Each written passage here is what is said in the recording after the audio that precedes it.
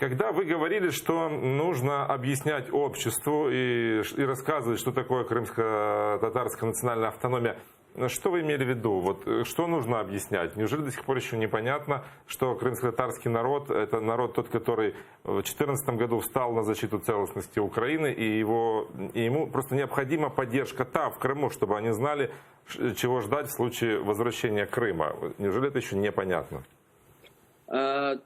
Ну, ви розумієте, я думаю, що тут питання скоріше в тому, що потрібен більш широкий публічний дискурс щодо цього питання.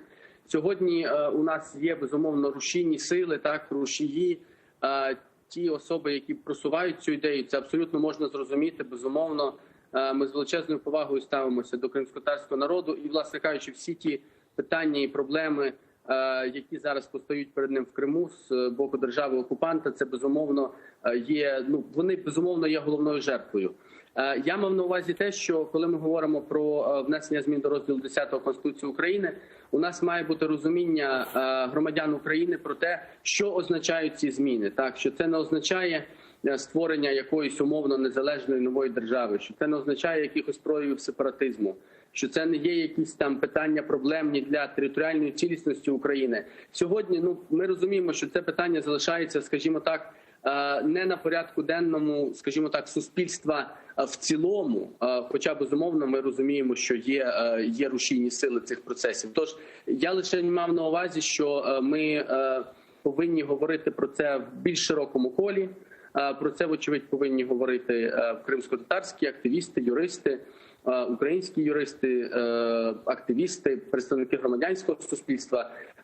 Тому я, якщо чесно, не бачу в цьому коментарі якихось проблем.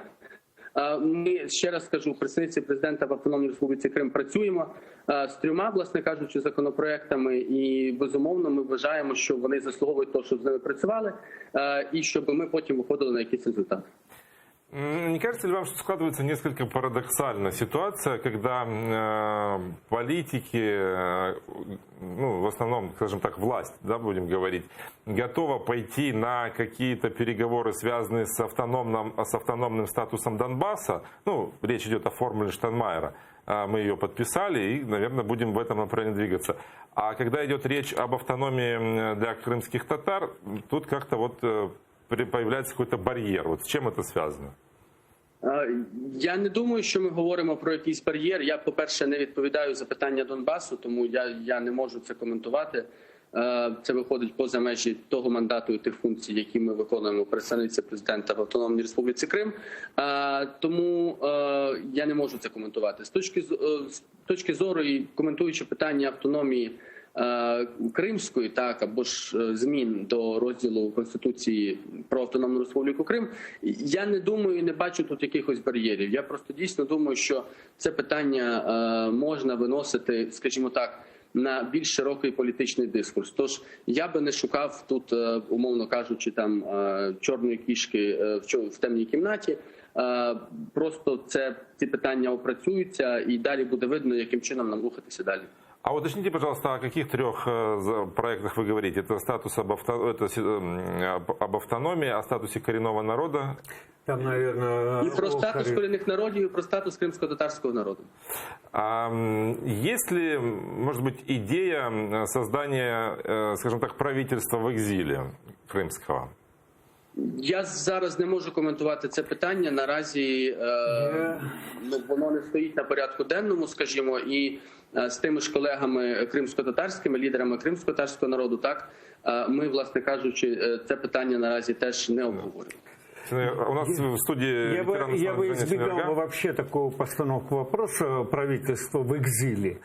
Собственно говоря, если мы говорим, что Крым это целая Украина, и, собственно говоря, сегодня только часть Украины, да, оккупирована, вот Крым, то здесь немножко неправильная постановка вопроса, правительство в их знании. Здесь можно было бы говорить экстерриториальное в силу сложившихся обстоятельств. Но в этом случае тогда нужно восстанавливать, скажем, да, институт этот, и тогда создавать правительство автономии уже. Ну, пан Антон уже ответил на этот вопрос практически. А еще у нас вопрос, касающийся инициатив судебных о защите незаконно осужденных в Крыму крымских татар. Каковы перспективы в международных инстанциях их защитить? Ну, ви знаєте, я думаю, що перспективи є досить хорошими. Ми тут говоримо, по-перше, про Європейський суд з прав людини. Безумовно, ми знаємо, що наших політв'язнів захищають дуже кваліфіковані адвокати, які і налаштовані на те, щоб ці справи в подальшому йшли в Європейський суд з прав людини.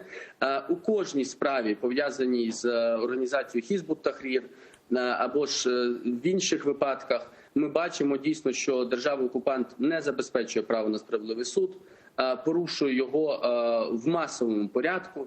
Тож я думаю, що перспективи в Європейському суді з прав людини є досить хорошими.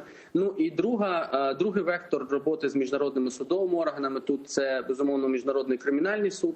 Тут ми говоримо про документування всіх цих порушень і надсилання повідомлень до Офісу прокурора Міжнародного кримінального суду з цих питань вже про вчинення конкретними посадовими особами російської окупаційної адміністрації воєнного злочину у вигляді незабезпечення права на справедливий суд. Я думаю, що по обом трекам державі треба рухатися, і, власне, адвокати, вочевидь, будуть рухатися, правозахисники будуть забезпечувати подання відповідних повідомлень в Офіс прокурора Міжнародного кримінального суду. Тож я думаю, що просто ми зараз дійсно вийшли на таку цифру, на таку кількість і на такі вже явні відкриті порушення держави-окупанта, що, безумовно, міжнародні судові інстанції будуть на це зважати.